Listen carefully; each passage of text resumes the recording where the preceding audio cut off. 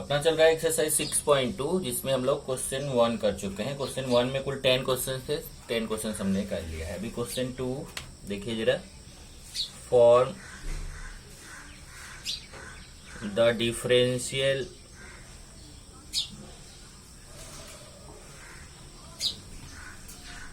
Equation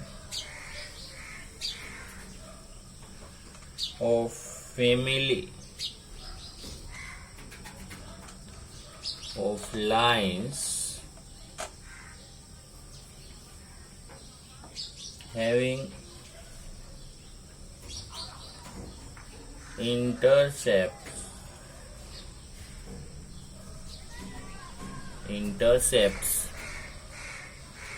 A and B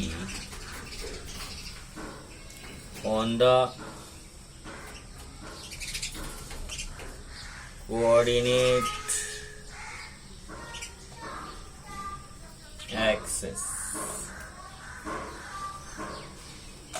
respectively। ये देखिए question है, फॉर्म द डिफरेंशियल इक्वेशन, मतलब अपने को क्या करना है, डिफरेंशियल इक्वेशन बनाना है। लेकिन कंडीशन क्या दिया है उसको देखते हुए, कंडीशन दिया है equation of family of lines. Equation आपको बनाना है लेकिन कैसा दिया है कि family of lines having intercepts A and B. अब देखिए अगर ए और बी इंटरसेप्ट वाला आपको लाइन का इक्वेशन देखना हो तो आपको मालूम है इक्वेशन ऑफ लाइन। अब आपको एक चीज पहले यहां लिख देता हूं फिर समझाता हूं कि फैमिली ऑफ लाइंस क्या होता है। Family of lines having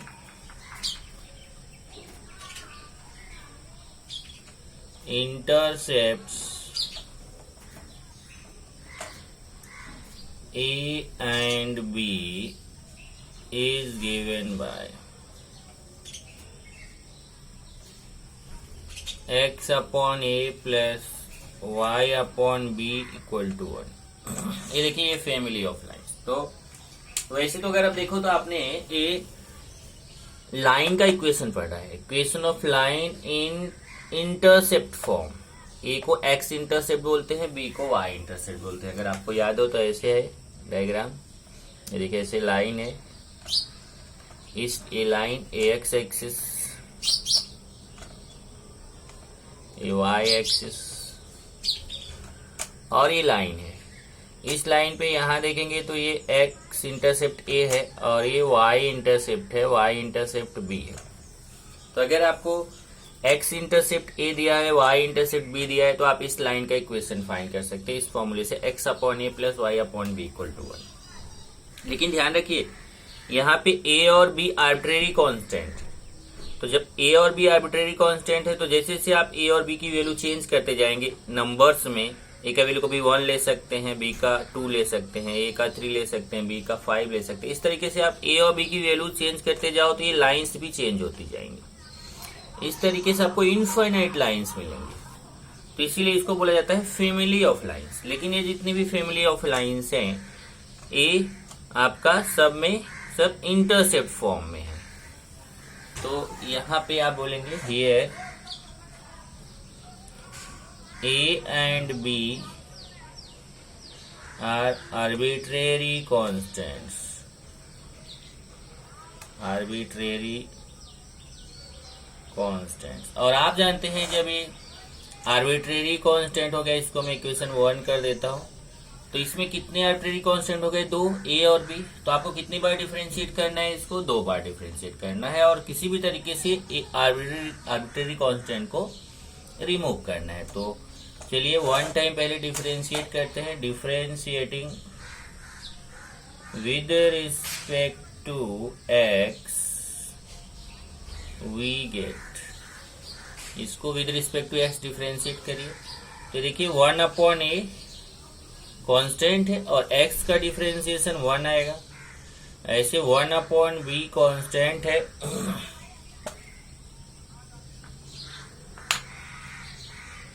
1/b constant है और y का डिफरेंशिएशन क्या आएगा, dy/dx, और 1 कांस्टेंट है उसका 0। इस तरीके से हो जाएगा 1/a plus 1/b dy/dx equal to 0। ये 1/a इक्वल के उस तरफ लेके जाओ, 1/b dy/dx equal to -1/a, और फिर b उधर जाएगा तो dy/dx इक्वल टू b उधर जाके मल्टीप्लीकेशन में -b/। अब आप इसको एक बार अभी आपने डिफरेंशिएट किया तो एक बार फिर से डिफरेंशिएट करेंगे, again differentiating with respect to x we get. एक बार फिर से डिफरेंशिएट करेंगे तो ये dy/dx का डिफरेंशिएशन करेंगे तो क्या आएगा, d2y/dx², और ये पूरा कांस्टेंट है, इसका 0 आ जाएगा। इस तरीके से आप देख सकते हैं कि यहाँ पे आर्बिट्रेरी कांस्टेंट आपका रिमूव हो गया, यही आपका आंसर हो जाएगा, which is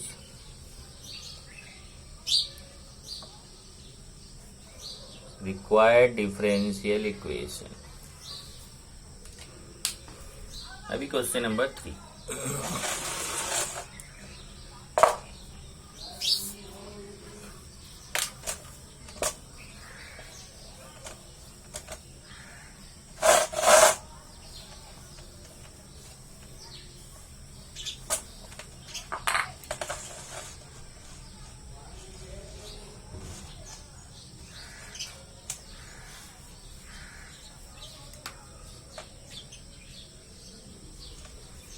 Question 3. Find the differential equation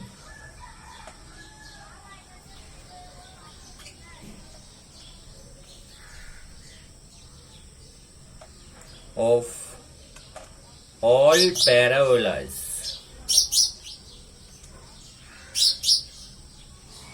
having length of lattice rectum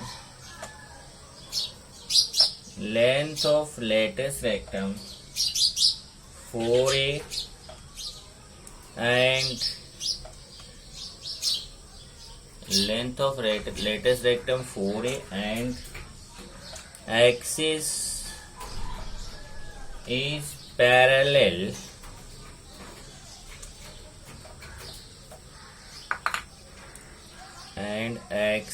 is parallel to the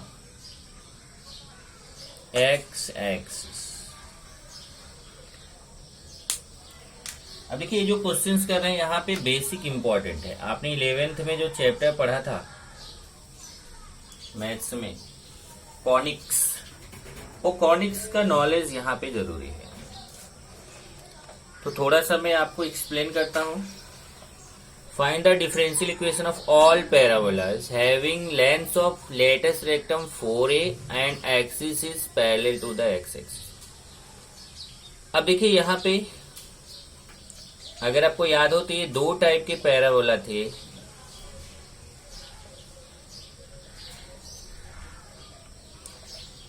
बल्कि 4 टाइप का था, लेकिन मेन अगर हम देखें तो एक ऐसे ये पैराबोला जो होता था, यहाँ पे देखेंगे तो इसका एक्सिस जो है वो एक्स एक्सिस होता था, और एक ऐसा भी होता है इसका एक्सिस भी एक्स एक्सिस। इधर वाले पैराबोला का एक्सिस भी एक्स एक्सिस, इधर वाले पैराबोला का भी एक्सिस एक्स एक्सिस, और एक ऐसा या फिर ऐसा ऊपर की तरफ या फिर नीचे की तरफ। इनके एक्सिस जो है वो वाई एक्सिस है। तो अगर ए पैराबोला है इस तरफ वाला तो इसका इक्वेशन आप जानते थे y² इक्वल टू 4ax। इधर वाला पैराबोला रहता था तो y² इक्वल टू -4ax। ऊपर वाला पैराबोला है तो x² इक्वल टू 4by, नीचे वाला है तो x² इक्वल टू -4by। ये आपने पढ़ा है। लेकिन इसी में जरा देखिए थोड़ा सा आगे इसका एक्सिस एक्स एक्सिस है, लेकिन यहाँ पे तो इसने कुछ और ही बोला है। इसने बोला है axis is parallel to the x axis. अब देखिए इसको जरा समझिए, इस इक्वेशन को थोड़ा सा हम और चेंज कर सकते हैं। जैसे ये हमारा इक्वेशन, वैसे मैं इसी इक्वेशन की बात करूं, ये Y square equal to 4ax है। इक्वेशन क्या है, Y square equal to 4ax। अगर ये Y square equal to 4ax है तो इसको मैं थोड़ा सा ऐसे लिख सकता हूं, y minus 0 square equal to 4a into x minus 0। Y को वाई माइनस 0 लिख सकते हैं, एक्स को एक्स माइनस 0। वास्तव में देखिए तो ये जो इक्वेशन है ना, ये ऐसा है, लेकिन जब इसका कैलकुलेशन हुआ तो Y square equal to 4ax हो गया। तो यहाँ 0 0 है क्या, 0 0 ये वर्टेक्स है, जहां से ये जाके देखिए मूव होता है, देखिए यहाँ पर आके फिर से इधर आगे निकल जाता है। तो ये 0 0 इस पैराबोला का वर्टेक्स है। अब अगर एक्स एक्सिस पर है तो उसका वर्टेक्स तो 0 0 हो गया, लेकिन अगर एक्स एक्सिस पे नहीं है, वो पैरेलल टू एक्स एक्सिस है वर्टेक्स, तो वर्टेक्स जो है वो 0 0 पे नहीं आएगा। तो वर्टेक्स कहाँ आएगा जरा देखिए, तब उसका डायग्राम कुछ ऐसे होगा। अब मैं इसको हटा के वो डायग्राम बनाता हूं।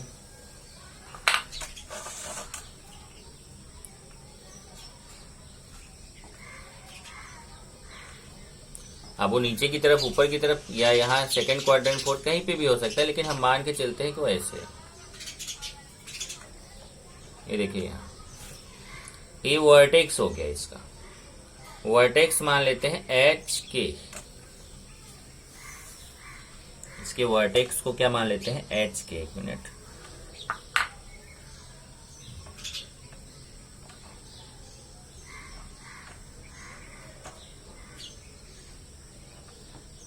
चलो मान लो ऐसे बना दिया। इसका वर्टेक्स क्या हो गया, ठीक है। अब उसने क्या बोला, ये एक्स एक्सिस है ना, तो ये पैराबोला का जो एक्सिस है ना, ये देखिए ए इसका एक्सिस हो गया। ए इसका एक्सिस जो है वो एक्स एक्सिस के पैरेलल है। इस पैराबोला का ए एक्सिस हो गया, ए एक्स एक्सिस के पैरेलल है। तो जब एक्स एक्सिस के पैरेलल है तो यहाँ पे कोई तो पॉइंट रहेगा, देखिए इधर से आएंगे, इधर से आएंगे, तो यहाँ कुछ तो पॉइंट मिलेगा। तो मान लेते हैं वो पॉइंट है इसका वर्टेक्स का एच के। तो जो अभी आपका 0 0 रहता था तो आप लिखे थे क्या ऐसे, y minus 0 square equal to 4ax minus 0। अब उस पैराबोला का इक्वेशन हो जाएगा y माइनस 0 की जगह यहाँ देखिए k square equal to 4ax minus 0 के प्लेस पे यहाँ h। ये आपका इक्वेशन होगा, y minus k square equal to 4ax minus h। यहाँ पे h और k क्या है, आर्बिट्रेरी कांस्टेंट है, क्योंकि इसने यहाँ फिक्स नहीं किया है कि यहीं पे रहेगा। ऑल पैराबोलास, अब देखिए इधर भी हो सकता है, देखिए ऐसे आ सकता है, ऐसे आ सकता है, या फिर इधर से भी ऐसे आ सकता है, बहुत सारे तरीके। ओके, तो इस तरीके से h और k की वैल्यू चेंज होती जाएगी, और प्लस में माइनस में भी चेंज हो सकती है, पर h और k की वैल्यू बदलती जाएगी तो पैराबोला वहां पे बदलता जाएगा, पर उसका एक्सिस जो है ना एक्स एक्सिस के पैरेलल ही होना चाहिए। तो यहां पे आप लिखेंगे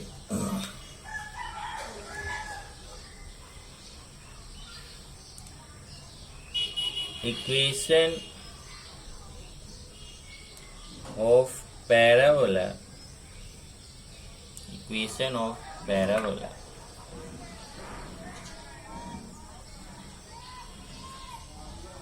ऑल पैराबोलाज, या फिर family of parabola, all parabolas having axis parallel to x axis and,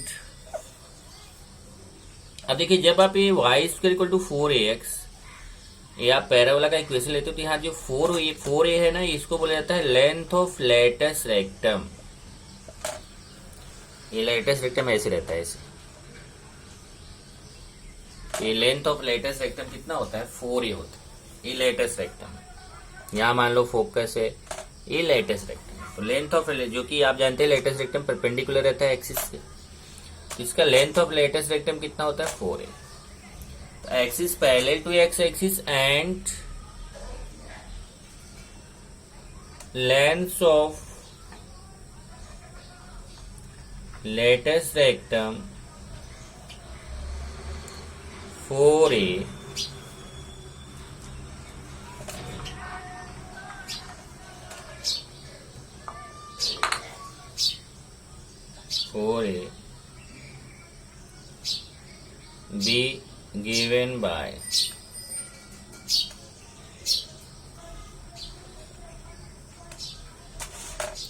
x minus h the whole square plus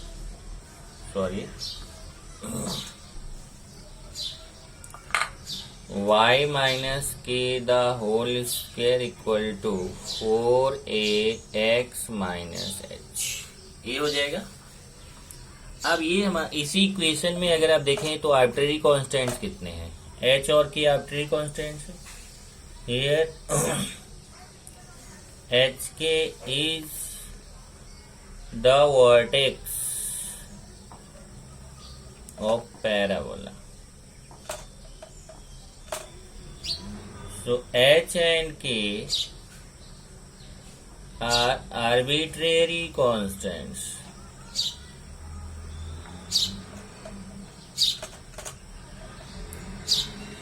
अभी आर्बिट्रेरी कांस्टेंट्स हैं, इसको हम डिफरेंशिएट करेंगे।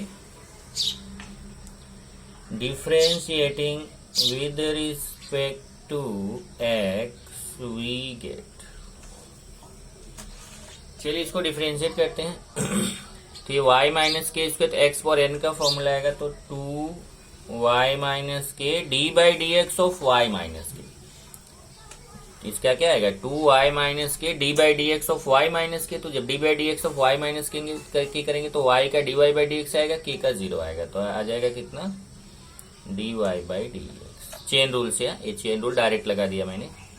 यहाँ 4a कांस्टेंट है और x माइनस h का डिफरेंशिएशन कितना आएगा, x का 1 h का 0, तो 1 आ जाएगा। डिवाइडिंग बाई 2 कर देते हैं, तो y minus k d y by d x equal to 2a आ जाएगा। 2 से डिवाइड करेंगे तो उधर जाके 2a हो जाएगा। एक बार फिर से डिफरेंशिएट करते हैं, again differentiating with respect to x we get. अब यहाँ पे u इंटू वी लगेगा, देखिए इस साइड u इंटू वी लगेगा, इधर कांस्टेंट है तो 0 हो जाएगा, तो u इंटू वी अप्लाई करते हैं, इसको इक्वेशन 2 कर देते हैं। यहाँ u इंटू वी, तो u हो गया v हो गया, u D by d x of v plus v D by d x of u, और ये 2a का 0। अब ये आ जाएगा कितना y माइनस के, और ये d by d x of d y by d x करेंगे तो d2y by d x square, और dy बाई डी एक्स इधर भी देखिए इसका फाइंड करेंगे तो dy बाई डी एक्स आएगा, क्योंकि dy by d x of k 0 होता है, तो dy by d x into dy by d x, dy by d x का स्क्वायर हो जाएगा।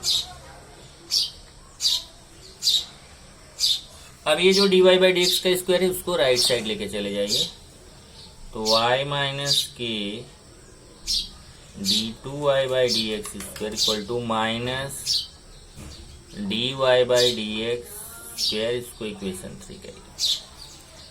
अब आप 2 ही बार डिफरेंशिएट कर सकते थे, क्योंकि 2 आर्बिट्रेरी कांस्टेंट था, तो 2 बार आप डिफरेंशिएट कर चुके हो, पर आपका ये आर्बिट्रेरी कांस्टेंट s तो रिमूव हो गया पर k रिमूव नहीं हुआ है, तो k को हमें रिमूव करना है। कैसे कर सकते हैं, इजिली देखिए, यहाँ से इक्वेशन 3 और 2 को अगर डिवाइड कर दीजिए तो यहाँ y माइनस के कैंसिल हो जाएगा। यहाँ पे लिखेंगे dividing equation 3 by equation 2 we gate.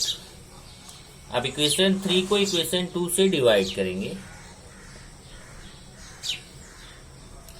तो यहां से देखिए ए लेफ्ट से डिवाइड होगा, राइट से डिवाइड होगा। तो ये y minus k dy by d x upon y minus k d2y by d x. तो y minus k dy by d x upon y minus k d2y by d x square equal to, इधर देखिए right side में अगर आप देखेंगे तो यहाँ पे 2a है, यहाँ पे minus dy by d x square है। यहाँ देखिए 2a है। अब एक कंफ्यूजन आपको हो रहा होगा कि इसमें h और k आर्बिट्रेरी कांस्टेंट है, तो a क्या है? a आर्बिट्रेरी कांस्टेंट है, लेकिन ये यहाँ पे फिक्स्ड है, कांस्टेंट है, क्योंकि यहाँ पे देखिए ऑलरेडी पहले ही क्वेश्चन में बोल दिया लेटस रेक्टम 4a। यहाँ पे a की वैल्यू बदलेगी नहीं, यहाँ लेटस रेक्टम आपको 4a ही रखना पड़ेगा, मतलब a फिक्स्ड है। और यहाँ पे कैसे h और k की वैल्यू चेंज कर करके हम डिफरेंट पैराबोलाज बनाएंगे, लेकिन उस जब डिफरेंट पैराबोला बनाएंगे तो वहाँ पे जो लेटस रेक्टम है उसको हमें 4a हमेशा लेना है, उसको चेंज नहीं करना, वहाँ a की वैल्यू हमें डिफरेंट नहीं लेनी है। तो इसके लिए ध्यान रखिएगा कि इसमें h और k आर्बिट्रेरी कांस्टेंट है, क्योंकि वो डिफरेंट पैराबोला में उसकी वैल्यू चेंज हो रही है। पर ये जो 4a है वो हमेशा 4a ही रखना है, इसलिए कांस्टेंट है। a जो है यहाँ आर्बिट्रेरी कांस्टेंट नहीं है, क्योंकि a की वैल्यू हमें चेंज नहीं करना है, तो वो जरा कंफ्यूजन नहीं होना चाहिए। तो y minus k dy by d x upon y minus k d2y by d x. यहाँ पे लेफ्ट साइड 2a है, यहाँ लेफ्ट साइड है minus dy by d x square. ये हो जाएगा 2a upon minus dy by d x square. अब इधर से easily y minus k cancel हो जाएगा, तो आएगा dy by d x upon d2y by d x square equal to 2a upon minus dy by d x square. अब इसमें cross multiply कर लेते हैं। क्रॉस मल्टीप्लाई करेंगे तो 2a d2y by d x square हो जाएगा, 2a d2y by d x square. और यहाँ देखिए minus dy by d x cube, minus dy by d x cube. और ये minus dy by d x cube को लेफ्ट साइड ले लीजिए, 2a d2y by d x square plus हो जाएगा इधर आके, plus dy by d x cube equal to 0। इसमें अगर आप देखिए तो जो आपका आर्बिट्रेरी कांस्टेंट h और k था वो रिमूव हो चुका है। अभी केवल आपका 2a जो कि कांस्टेंट था वो है, ये आर्बिट्रेरी कांस्टेंट नहीं था। तो which is required differential equation.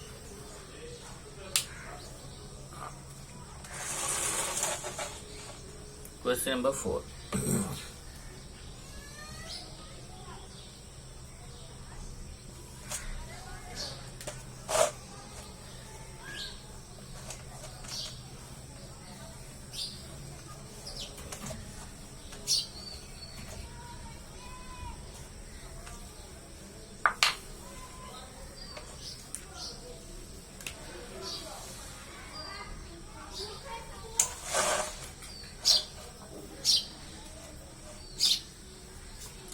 चलिए क्वेश्चन 4 देखते हैं क्या है। Find the differential equation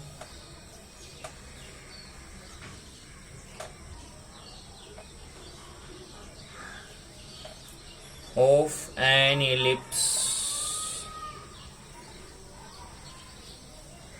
whose major axis is twice its minor axis।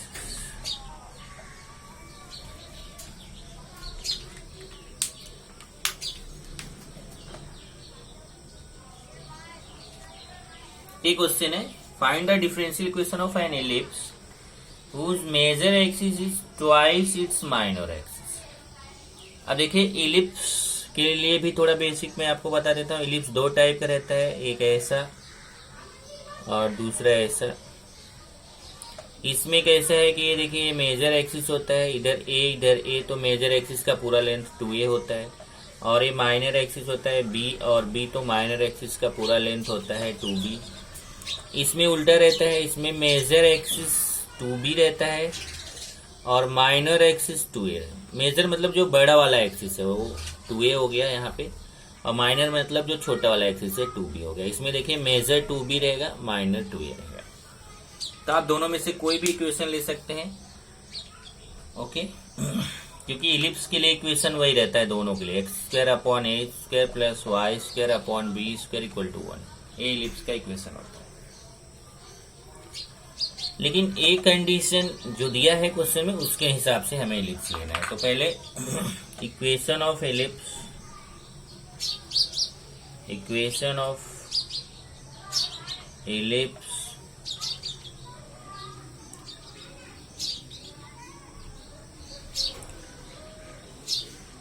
is x upon a plus y upon b equal to 1। A type का equation of ellipse होता है। Here यहाँ पे मेजर एक्सिस, मान लो हम पहले टाइप का लेके चल रहे हैं, तो मेजर एक्सिस हो जाएगा 2a एंड माइनर एक्सिस हो जाएगा 2b। अब क्वेश्चन में क्या दिया है? क्वेश्चन में दिया है according to given condition, according to given condition. इसको इक्वेशन 1 कर लेते हैं। अब क्वेश्चन का कंडीशन पढ़ते हैं। क्वेश्चन में कंडीशन क्या दिया है? क्वेश्चन में कंडीशन है major axis is twice its minor axis. ये देखो ऐसे दिया है, major axis equal to twice मतलब 2 इंटू माइनर एक्सिस। अब मेजर एक्सिस कितना है देखिए यहाँ से 2a, 2 इंटू माइनर एक्सिस कितना है 2b। यहाँ से 2 कैंसिल हो जाएगा तो आपको मिलेगा a इक्वल टू 2b। अब यही जो a का वैल्यू 2b है ना, उसको इक्वेशन 1 में सब्स्टिट्यूट कर दीजिए। तो इक्वेशन 1 बिकम्स, इक्वेशन 1 कैसे हो जाएगा? x अपॉन a के प्लेस पे हमें रखना है 2b, x upon 2b plus y upon b equal to 1। Check कर लीजिए जरा, x upon a plus y upon b equal to 1 है, तो a के प्लेस पे अपने को 2b लेना है, तो x upon 2b plus y upon b equal to 1 ऐसा हो जाएगा। मल्टीप्लाइंग बाई b कर दीजिए, तो मल्टीप्लाइंग बाई 2b कर दीजिए, तो हो जाएगा x plus 2y equal to 2b। यहाँ पे लिख देते हैं multiplying by 2b।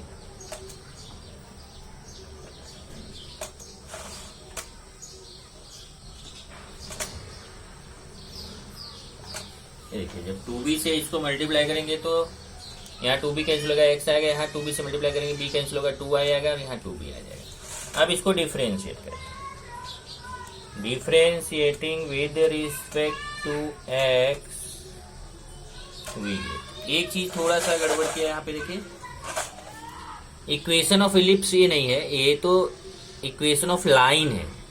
Equation of ellipse में ऐसे रहता है x² upon a plus y² upon b equal to 1। तो जरा ध्यान देना, इक्वेशन ऑफ इलिप्स होता है x² upon a plus y² upon b equal to 1। तो यहाँ जरा चेंजेस हो जाएगा, x² upon 2b plus y² upon b equal to 1। इधर आएगा x² plus 2y² equal to 2। चलिए अब इसको डिफरेंशिएट करते हैं। x² का डिफरेंशिएशन 2x होगा, और ये 2 इंटू y² का 2y dy बाई dx, और 2b कांस्टेंट है 0। यहां से डिवाइडिंग बाई 2 कर देते हैं, तो x plus 2y dy by dx equal to 0। Dividing by 2, dividing by 2, x plus 2y dy by dx equal to 0। Check कर लीजिए जरा, ये यहाँ पे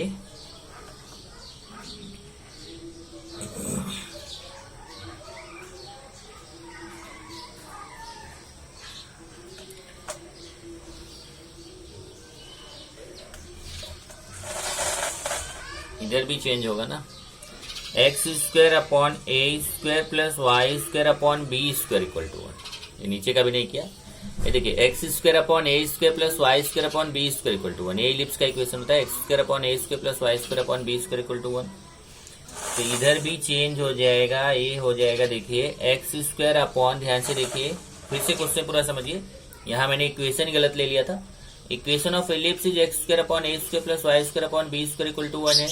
major axis is 2a minor axis is 2b according to given condition major axis equal to 2 into minor axis is तो 2a equal to 2 into 2b, 2 cancel, a equal to 2b। अब a equal to 2b हमें equation 1 में put करना है, a के place पे 2b रखेंगे तो यहाँ x square upon 2b square हो जाएगा plus y square upon b square equal to 1।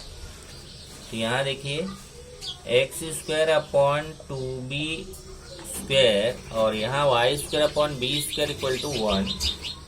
इसको मैं एक बार फिर से रख कर देता हूँ। ये हो जाएगा x square upon 2b square plus y square upon b square equal to 1। तो ये होगा x square upon 4b square plus y square upon b square equal to 1। अब multiplying by 4b square, 4b square से multiply करिए तो x square plus 4y square equal to 4b square multiplying by 4b square.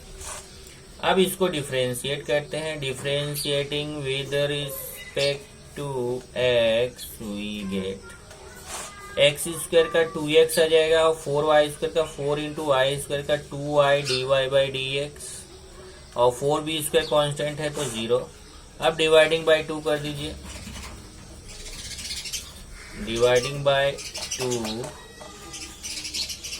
2 से divide करेंगे तो x plus 4y dy by dx equal to 0। ये answer हो जाएगा। अब इसमें देखिए तो आर्बिट्रेरी कांस्टेंट a और b जो है वो रिमूव हो चुका है, which is required differential equation. एक क्वेश्चन और देख लेते हैं, question number 5।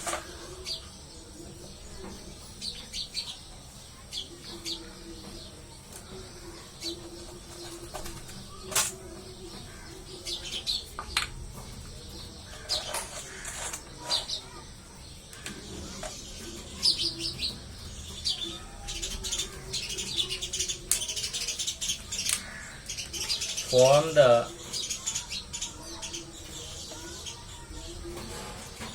differential equation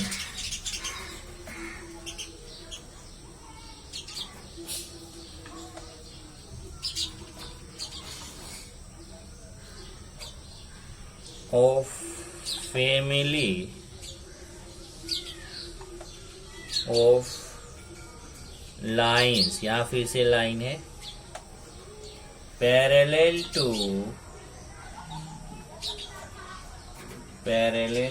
the line 2x plus 3y plus 4 equal to 0।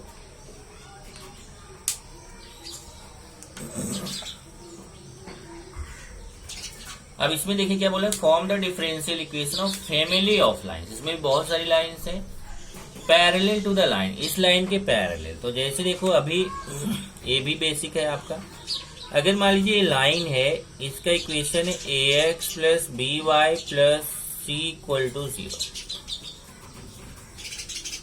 तो इसके पैरेलल जितनी भी लाइंस रहेंगी, ये देखिए इनफाइनाइट लाइंस आप इसके पैरेलल बना सकते हैं।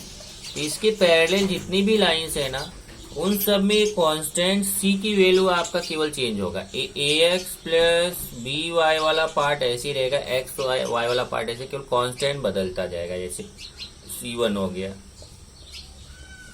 यहाँ c2 हो गया,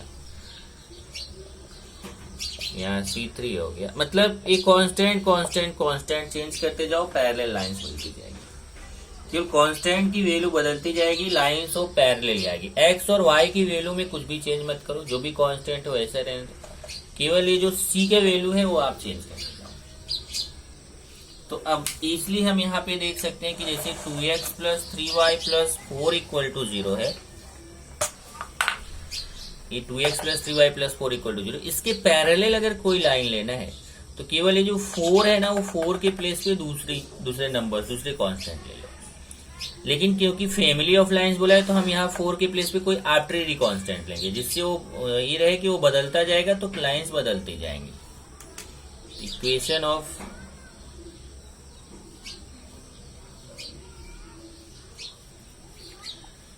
family of lines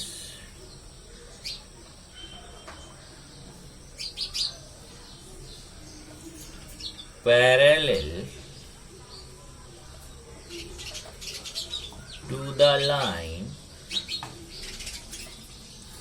2x plus 3y plus 4 equal to 0 is given by, अब ये देखिए 2x और 3y ऐसे ही रहेगा, केवल 4 के प्लेस पे कोई कांस्टेंट यूज करो, c यूज करो, k यूज करो, कोई भी आर्बिट्रेरी कांस्टेंट, मान लो हम k यूज कर देते। Equation 1 where k is arbitrary constant, arbitrary constant, एक k जो है आर्बिट्रेरी कांस्टेंट। अब इसमें जब एक ही आर्बिट्रेरी कांस्टेंट है तो आपको वन टाइम डिफरेंशिएट करना है इसको, तो differentiating with respect to x we get. अब इसको आप x के रिस्पेक्टिवली डिफरेंशिएट कर दीजिए। जैसे 2x है, 2x का डिफरेंशिएशन क्या आएगा 2 प्लस 3y का differentiation 3dy by dx plus k का तो 0 आ गया। इस तरीके से आपको मिलेगा कितना 3dy by dx plus 2 equal to 0। यही आपका आंसर हो जाएगा, क्योंकि यहाँ पे जो आर्बिट्रेरी कांस्टेंट k है वो रिमूव हो चुका है। तो विच इज, ये सबसे छोटा क्वेश्चन था, रिक्वायर्ड डिफरेंशियल इक्वेशन।